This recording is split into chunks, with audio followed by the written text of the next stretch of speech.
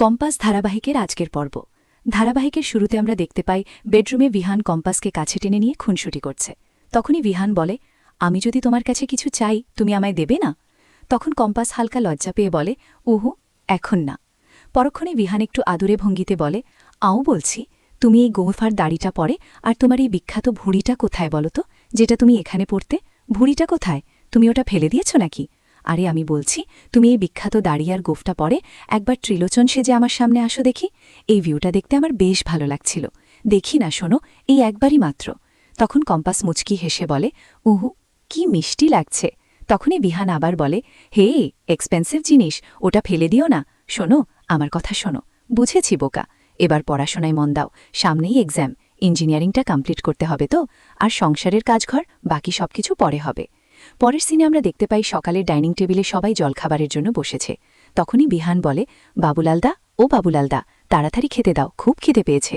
তখন বাবুলাল ব্যস্তভাবে বলে, দিচ্ছি দিচ্ছি, বসো। অপরদিকে তখন রশনি কম্পাসকে জিজ্ঞেস করে, এই শোন, কাল রাতে কি হলো? তখন কম্পাস একটু অপ্রস্তুত হয়ে বলে, কি আবার হলো?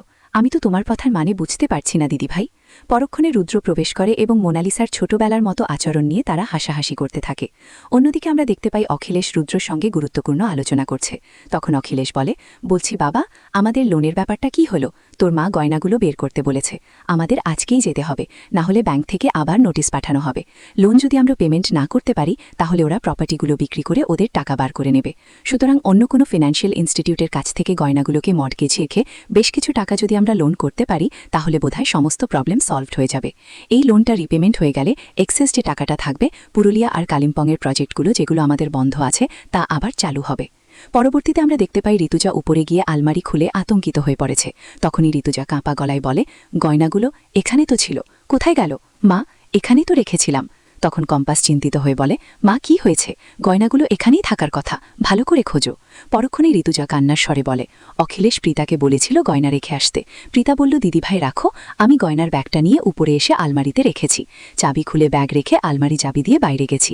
আমি রেখেছি, কিন্তু এখন একটাও নেই, একটাও গয়না নেই কম্পাস। অখিলেশকে কি বলবো? অন্যদিকে আমরা দেখতে পাই মোনালিসা নিজের ঘরে একা বসে গয়নাগুলো পরে আয়নার সামনে দাঁড়িয়ে আছে। তখনই মোনালিসা নিজের মনে বলে, আমি যখন বিহানের বউ হব তখন এই গয়নাগুলোই পরব। বিহান আমার উপর তখন খুব দয়া দেখাবে। বিহানের বউ হয়ে গেলে এই গয়না পরা থেকে কেউ আমায় আটকাতেও পারবে না, কারণ এই গয়নাগুলোর উপর তো আমারও অধিকার থাকবে, তাই না? তোমার আর কম্পাসের এই মিষ্টি সম্পর্কটা আর বেশি দিন থাকবে না বিহান। এত কম সময়ের সম্পর্কের মধ্যে মিসআন্ডারস্ট্যান্ডিং ক্রিয়েট করাটা খুব সহজ, জানো তো। এদিকে আমরা দেখতে পাই পুরো পরিবার গয়না চুরির ঘটনায় অস্থির হয়ে পড়েছে। তখন অখিলেশ উদ্বিগ্ন হয়ে বলে, এই মানেটা কি? ঋতুজা, গয়নাগুলো নেই? তখন ঋতুজা হতাশ হয়ে বলে, আরে নেই বলছি তো নেই, আমি খুঁজে দেখেছি, গোটা আলমারি তন্ন তন্ন করে খুঁজেছি, কোথাও নেই। কম্পাস অংশ সবাই খুঁজেছে। পরক্ষণে অভিজ্ঞান দত্ত গম্ভীরভাবে বলে, শোনো কম্পাস মা, আমি দেখছি, নববর্ষের দিন সকালে, ওই দিন সকালে বাড়ির চারপাশে সন্দেহজনক কাউকে ঘোরাঘুরি করতে দেখেছ? আমি গেটের বাইরে একজন লোককে দেখেছি। তখন আমার কেমন যেন সন্দেহ হয়েছিল। লোকটাকে চেনা চেনা লাগছিল, কিন্তু আমি ঠিক ঠাহর করতে পারিনি। তখন ঘরের ভেতর অনুষ্ঠান চলছিল, সে কি ভেতরে ঢুকে এসেছিল? শেষে আমরা দেখতে পাই ক্যাফেতে মোনালিসা সেনাপতির সঙ্গে বসে কথা বলছে। তখনই সেনাপতি অবাক হয়ে বলে, তুমি এটা কি করেছো মোহিনী? তুমি নোটিশটা কেন দিলে? তোমার দিক থেকে তো কোনো উত্তরই নেই। তখন মোনালিসা কিছুটা অস্থির হয়ে বলে, আমি কি করব জান, আমার ইনসিকিউরিটিটাও একটু বোঝো। চৌধুরী ফ্যামিলির ছোট ছেলে, আজ তুমি বলছো আমায় ভালোবাসো, তুমি আমার সঙ্গে ঘুরছো, কিন্তু ভবিষ্যতে তোমাদের মতোই কোনো বিজনেস ফ্যামিলির মেয়ের সঙ্গে যদি জোর করে বিয়ে দিয়ে দেয় তখন আমার কি হবে বলো? দুদিন ঘোরার পর তুমি আমায় ভুলে যাবে না তার কোনো গ্যারান্টি আছে? তাই একবার রেজিস্ট্রি করে বিয়ে করে বাড়িতে পা রাখলে কেউ আর কিচ্ছু বলতে পারবে না, ট্রাস্ট মি। এই ছিল কম্পাস ধারাবাহিকের আজকের পর্ব। ভিডিওটি ভালো লাগলে লাইক, কমেন্ট, শেয়ার করবেন, আর পরবর্তী পর্ব সবার আগে পেতে চ্যানেলটি সাবস্ক্রাইব করে রাখুন।